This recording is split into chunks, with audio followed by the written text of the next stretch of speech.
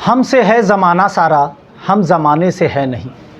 राज्य और केंद्र सरकार की विभिन्न योजनाओं के बाद अब एक नए सेक्युलर पार्टी ने अस्तित्व में आने का काम किया है, जिसे कह सकते हैं हम पार्टी। हमारे साथ केंद्रीय महासचिव राजेश पांडे जी हैं, इनसे बात करेंगे। राजेश जी, सबसे पहले आपका स्वागत है बाइस्कोप। धन्यवाद। आपका भी स्वागत। राजेश जी, ये जो पार्टी है आपका, आवाम पार्टी, आवाम मोर्चा जो है, क्या है ये पार्टी, कब से स्थापना हुई और किन उद्देश्यों को लेकर ये आगे बढ़ने वाली है? देखिए, हिंदुस्तानी आवाम मोर्चा सेकुलर की स्थापना 2015 में हुई थी, 24 जुलाई 2015 को।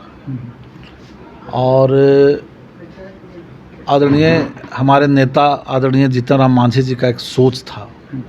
उनका ऐसा मानना था कि देश में 10 बीघा ज़मीन रखने वाले लोग अमीर नहीं होते हैं। अगर उनके बच्चों को भी, वैसे किसान जो 10 बीघा जोतने वाले हैं, अगर उनके बच्चों को भी स्कूल का फ़ी देना पड़े तो उनको सोचना पड़ता है, या तो कर्ज लेना पड़ता है या खेत बेचना पड़ता है। तो हम लोग एक इस तरह की व्यवस्था बने कि जैसे कॉमन स्कूल सिस्टम हो, जिसमें सभी के बच्चों को एक तरह की शिक्षा मिल जाए।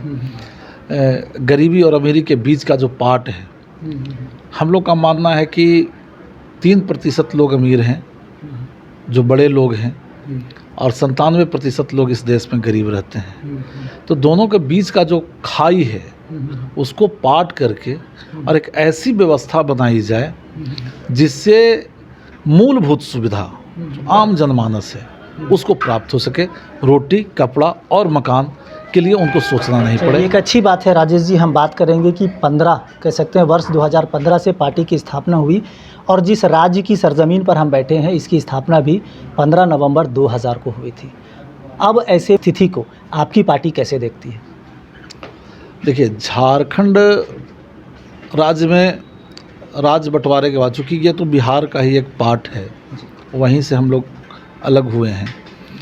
और अलग इसलिए होता है आदमी की, जब जनसंख्या बढ़ जाती है या बहुत तरह की बात, क्षेत्रवाद की बात होती है, या कुछ पार्टिकुलर एरिया को देखा जाए तो उसको डेवलप नहीं कर पाता है, तो उसको पार्टीशन करके और उसको अलग से एक डेवलपमेंट की एक योजना बनाई जाती है कि जिससे उसका डेवलपमेंट हो सके। लेकिन इस झारखंड के बंटवारे के बाद जो योजना होनी चाहिए थी, शुरू के सरकार में जब झारखंड बटा था और यहाँ जब भाजपा की सरकार बनी थी, नो डाउट मुझे बोलने में कोई परहेज़ नहीं है, उस समय जो 3 वर्षों 5 वर्षों तक जो विकास की रफ्तार बही थी झारखंड में, तो बिहार और झारखंड की तुलनात्मक समीक्षा होती थी और लोग ये कहते थे कि नहीं, बंटने का फ़ायदा हुआ है, बिहार बहुत पीछे है, झारखंड बहुत आगे है। झारखंड में देखिए विकास की गंगा बह रही है। जहाँ से अच्छी सड़कें शुरू होती थी वहाँ से नाम होता था कि ये झारखंड की सड़कें हैं, और जहाँ से ख़राब सड़कों का शुरुआत होता था वो बिहार कहलाता था। उस समय बिहार में जो जंगल राज के बेताज बादशाह हमारे थे, उनके पति पत्नी की सरकार थी। लेकिन समय बदला, समय के साथ साथ परिस्थितियां बदली, और वहाँ आदरणीय नीतीश कुमार जी, आदरणीय जीतन राम मांझी जी जैसे लोग वहाँ मुख्यमंत्री बने। सरकारें बदली, सरकारें बदलने के बाद दोनों तरफ की सरकारें बदली, झारखंड की भी सरकार बदली। तो यहाँ जो जंगल राज के साथ चलने वाले थे, जनता ने उनको एक बार मौका दिया कि ये क्या करते हैं। तो उनको जो सामाजिक न्याय की बात करते थे, जो सामाजिक समरसता की बात करते थे, वो लूट खसोट और खाने पीने में लग गए। चलिए, एक बदलाव की बात हुई थी, चलिए अच्छी बात है, बदलाव प्रकृति का नियम है। झारखंड में कहा जाता है कि विकास होता है, लेकिन ये भी लोगों ने कहा है कि बिहार में बहार बा, तो वहाँ बहार है, यहाँ विकास है। लेकिन आगामी जो चुनाव होंगे, 29 का जो चुनाव हो, उसके लिए पार्टी क्या कुछ स्टैंड अपना बना रहा है? कैसे चुनाव लड़ेगी? तैयारी क्या करेगी? पार्टी के विस्तारीकरण की बात करें, इसकी सुदृढ़ीकरण की बात करें, मजबूती की बात करें, इन तमाम चीज़ों को पार्टी कैसे लेकर आगे बढ़ रही है? देखिए, सबसे पहले तो एक आपको डिफरेंस है, जो झारखंड में बहार और विकास की बात की, झारखंड में कोई विकास है नहीं, वो मामला पलट गया है। अब जहाँ से अच्छी सड़कें शुरू होती है वो बिहार है, और जहाँ से ख़राब सड़कों की शुरुआत होती है वो झारखंड है। ये चीज़ हम आपको बताना चाह रहे थे।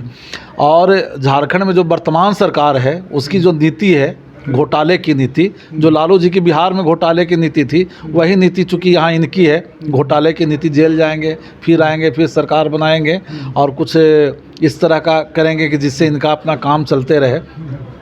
तो वो इनका कर्म है, इसको जनता समझ रही है, झारखंड की जनता भी। पांडे जी, झारखंड की जनता की आपने बात की, झारखंड की जनता ने कहा है हेमंत है तो हिम्मत है, और लालू प्रसाद यादव अपने आप में एक विचारधारा।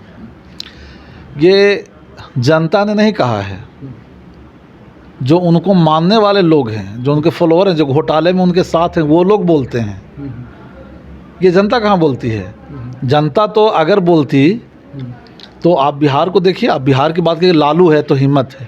लालू से क्या हिम्मत होगा? तो काहे 20 साल से सत्ता से बाहर हैं। इन लोगों ने सिर्फ जात पात किया है, ये लोग से धर्मवाद की राजनीति करते हैं और आरोप दूसरों पर लगाते हैं। ऐसा नहीं है, यहाँ विकास की आवश्यकता है। तो अमूमन सभी राजनीतिक पार्टियां तो धर्म की राजनीति करती ही है, तो ऐसे में विकास के पैमाने को, उसका कोई पैरामीटर तो होगा, कैसे आंका जाए, कैसे इसका मापदंड क्या होगा? देखिए, विकास का पैमाना हम तो बताए, हम तो आपसे कह रहे हैं कि देखिए, एक इंसान को क्या चाहिए? एक आम आदमी है, उसको किसी चीज़ की ज़रूरत नहीं है, वो चाहता है कि रोटी कपड़ा और मकान। आप अभी देखिए बिहार, ये सॉरी झारखंड में, यहाँ पर युवाओं को, बच्चों को नशाखोरी की तरफ ढकेला जा रहा है। इसके लिए सरकार की कोई अपनी नीति नहीं है, कोई नहीं है कि उसको कैसे बचाया जा सके। यहाँ के बच्चों को बेहतर शिक्षा कैसे मिले, क्या नीति है उसके लिए सरकार की? तो अगर हम लोगों को मौका मिलता है, और अभी तो भविष्य की बात है, अभी तो हम लोग चुनाव है नहीं, अभी तो बिना चुनाव के हैं, अभी तो संगठन विस्तार की बात है।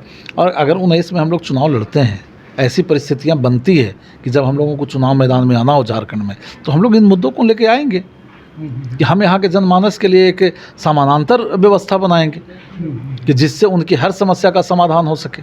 चलिए, बहुत बहुत धन्यवाद। ये थे हमारे साथ पांडे जी, जो कि हिंदुस्तानी आवाम मोर्चा से हैं, और इन्होंने साफ तौर पर सरकार की नीति और नियति पर कई गंभीर सवाल उठाए हैं। ये भी कहा है कि वक्त आने पर बताएंगे तुम्हें आसमां, हम अभी से क्या बताएं, क्या हमारे दिल में है। अब ऐसे में देखने वाली बात होगी कि हम पार्टी आने वाले समय में रोटी कपड़ा और मकान के मुद्दे पर किस तरह से आगे बढ़ती है और लोगों को उनका हक अधिकार कैसे दिलाती है, ये आने वाला समय बताएगा।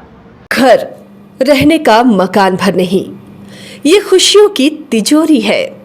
दरवाजे पर दस्तक देता पड़ोस, खिड़कियों से उमड़ आता आसमां, तारों में उलझी ऐसी ना जाने कितनी दास्तां।